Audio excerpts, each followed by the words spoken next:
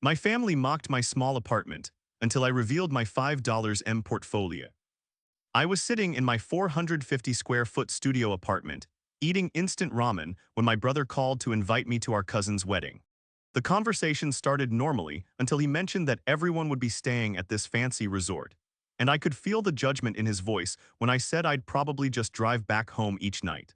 He suggested I should maybe upgrade my lifestyle now that I'm in my 30s, and I just mumbled something about being comfortable where I am.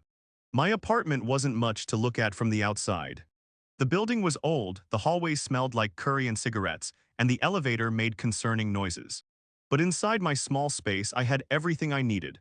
A Murphy bed, a compact desk where I did most of my work, and a kitchen that was basically a hot plate and a mini fridge. My family had been making comments about my living situation for years, especially during holiday gatherings when everyone compared mortgage payments and renovation projects.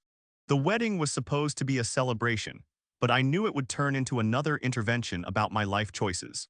My parents had been subtly suggesting I should settle down, get a real place, maybe start thinking about the future.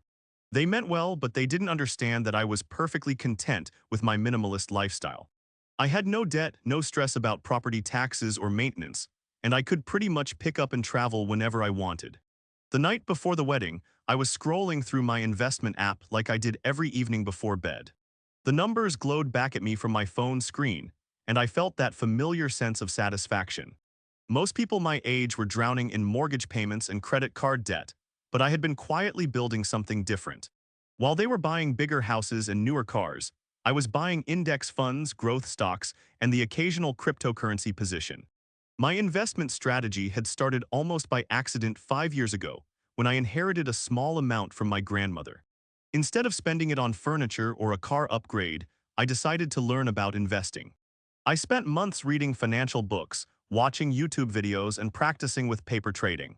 What started as a few $1,000s had grown into something much more substantial through consistent contributions and compound growth.